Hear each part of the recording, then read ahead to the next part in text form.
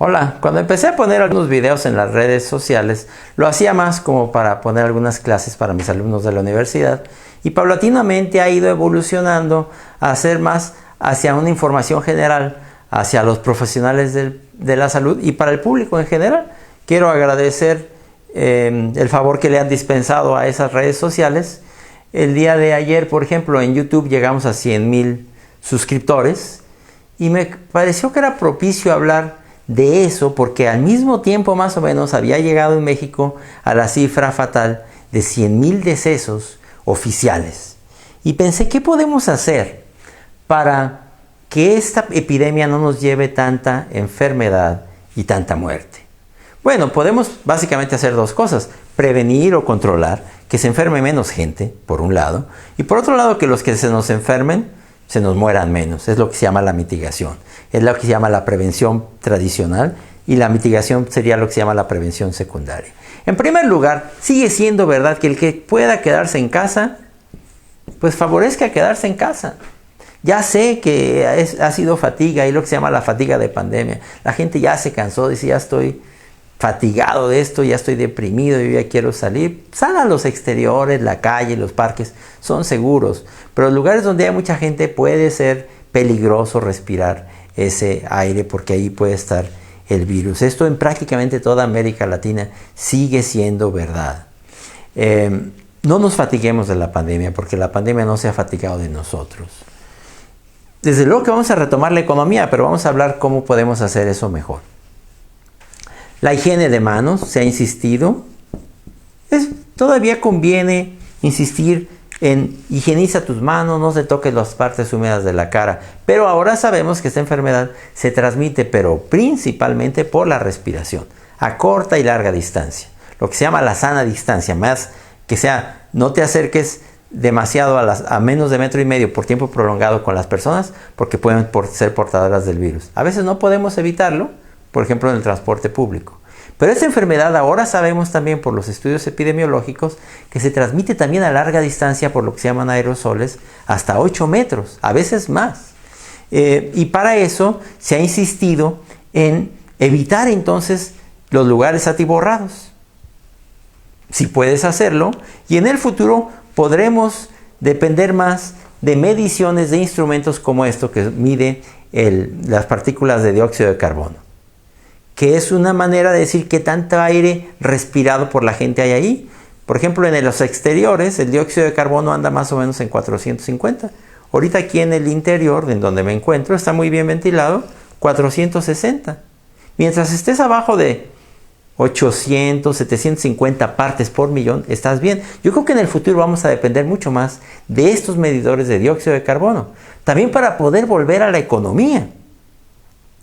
Tú vas a un restaurante como autoridad de salud o autoridad regulatoria, ese restaurante está en 600, lo puedes dejar trabajar con todas las demás medidas. No podemos a todos tratarlos igual, no podemos cerrar todos los restaurantes cuando unos hacen las cosas bien, hacen las cosas mejor que otros. Entonces, en el futuro, para medir el atiborramiento, seguramente utilizaremos más mediciones como estos de medidores de dióxido de carbono.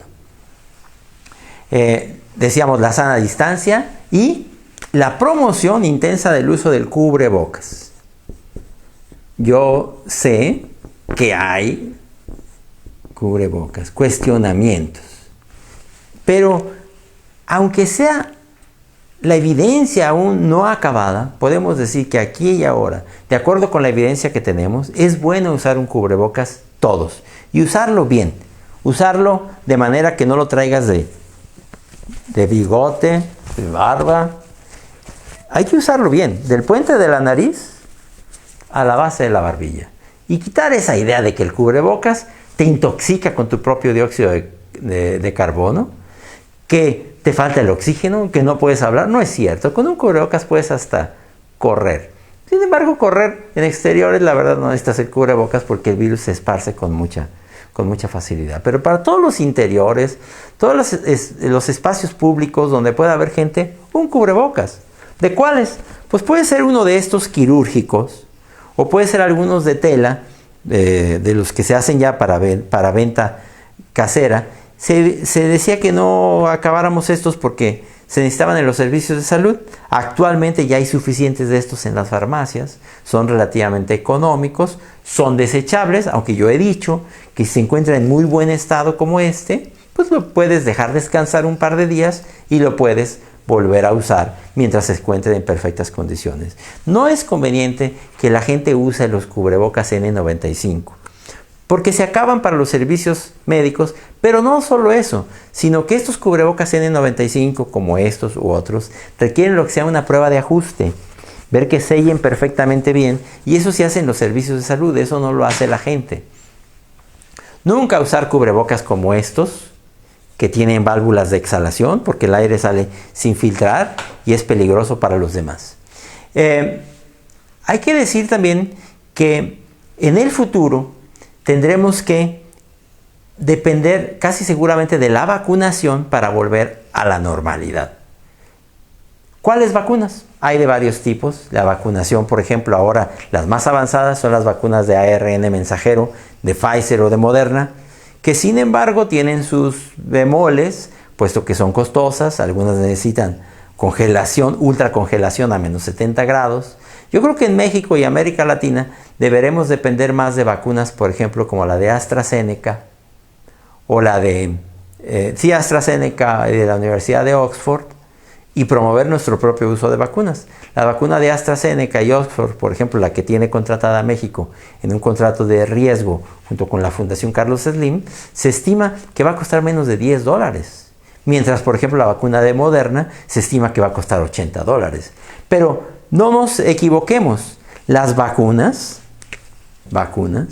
que serán importantes en la prevención, no nos van a resolver el problema que tenemos en este momento, que depende de todo esto más. Las vacunas, todavía hay que ponerlas. Eso nos va a tomar todo el 2021.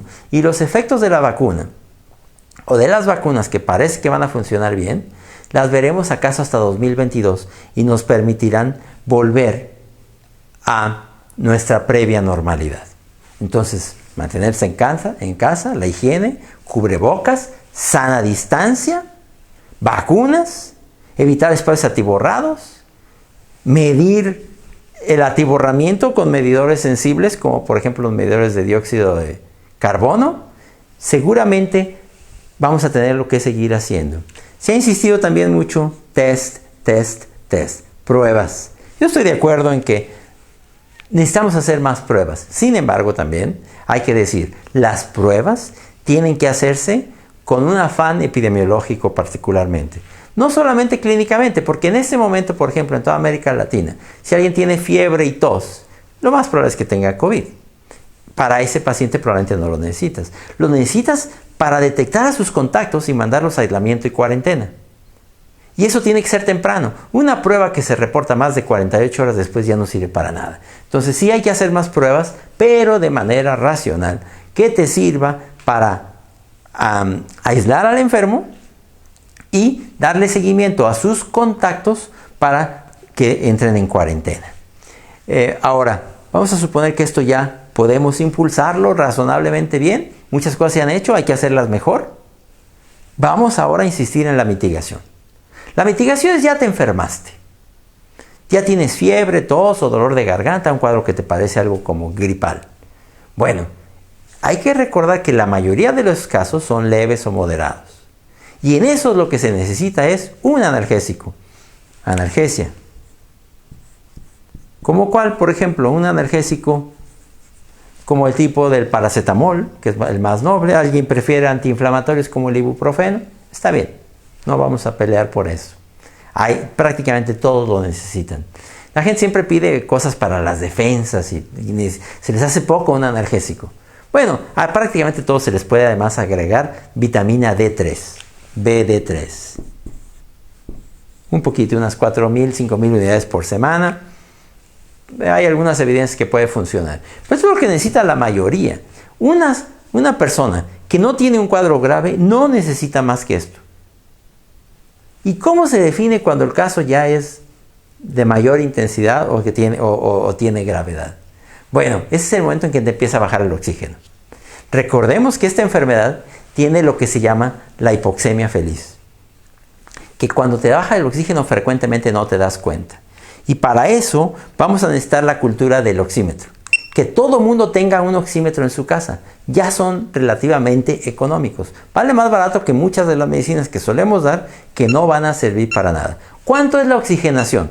Depende de la altura del nivel del mar, pero en general debe estar más del 92%. Yo, por ejemplo, en este momento tengo 95, 94%. Es normal.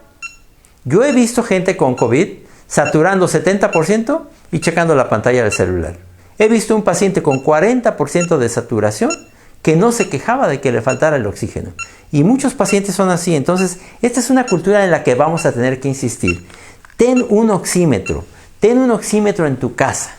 A veces cometemos el error, y eso no debemos hacerlo, de la polifarmacia. Polifármacos. ¿Qué es la polifarmacia? Darle de todo lo que se te ocurra al paciente. A veces la propia gente lo compra porque lo ha escuchado, pero también hay profesionales de la salud que el paciente llega por un cuadro moderado y sale con una receta de acitromicina, que es un antibiótico que no va a servir para nada, ivermectina, que es un antiparasitario que tampoco va a servir para nada en este caso, de un anticoagulante que en ese momento no se necesita y a veces es costoso, es inyectable y que puede dar complicaciones y en ese momento no se necesita. De un antibiótico intramuscular como ceftriaxona. Hay quien da colchicina, hay todavía quien da medicamentos que sirven, por ejemplo, para la artritis. Y hay quien da todavía medicamentos o sustancias que ha dicho la gente en rumores, por ejemplo, el dióxido de cloro. Mal hecho. Esos no se necesitan. Y particularmente algo que es de uso generalizado, que es la dexametasona, que es la cortisona o un corticoide. Tampoco se necesita. Sí se puede decir que mientras la gente esté saturando más de 92%, no necesita más que el analgésico y acaso vitamina D. Nada más. Lo demás está a destiempo o no se necesita en ese momento. Ahora, ¿qué es lo siguiente que se necesita? Decirle a la gente, está en tu casa checándote con el oxímetro. Yo veo situaciones en las que se le da toda esta polifarmacia que decíamos y no le dicen cómprate un oxímetro. El paciente se gasta una buena cantidad de dinero, una fracción de eso se le hubiera gastado comprando un oxímetro. A mí me hablan frecuentemente algunos pacientes y me dicen, doctores, que me dieron esto, ¿qué más hago? Y les pregunto, ¿y cómo está tu oxigenación? Bueno, cuando fui con el doctor hace 3 días estaba bien, ahorita no sé. Bueno, pues es que mal hecho. En vez de todo esto que recibiste, debieras haber tenido un oxímetro. Si no tienes un oxímetro, pues ve a comprar uno en este momento. Eso es muy importante. ¿Y qué podemos hacer? Si ya te empieza a bajar a 92, 91, ponerte oxígeno en tu casa, te lo podemos poner. Mandar un tanque de oxígeno a tu casa y con eso puedes estar ahí 5 o 10 días sin necesidad de ir al hospital mientras no te baje de 92. Hay gente que ya está saturando 80, le pones el oxígeno y sube a 95 con 3 litros de oxígeno y con eso puedes estar en tu casa. Entonces, lo siguiente que tenemos que hacer es el oxígeno. Es muy importante que no caigas en déficit de oxígeno. Si estás en tu casa 1, 2, 3, 4, 5 días saturando 80%, ya debes demasiado oxígeno. ¿Qué pasa cuando una gente debe mucho oxígeno? Cuando una gente debe mucho oxígeno, empieza a hacer lo que se llama endotelitis.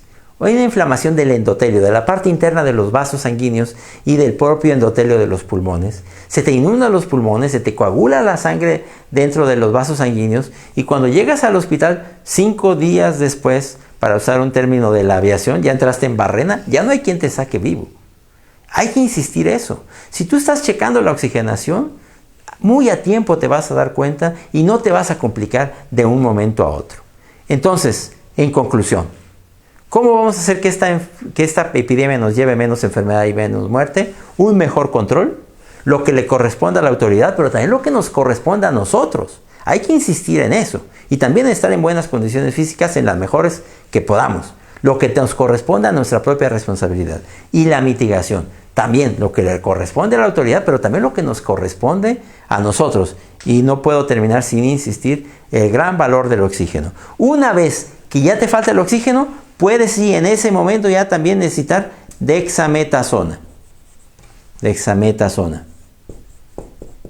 Que ese es un corticoide que es muy popular y que frecuentemente se da antes de tiempo. Sí se puede decir que la dexametasona se usa solamente si te falta el oxígeno, si no, no. En conclusión, hagamos lo que tengamos que hacer y seguramente esta enfermedad nos va a llevar menos muerte. Muchas gracias.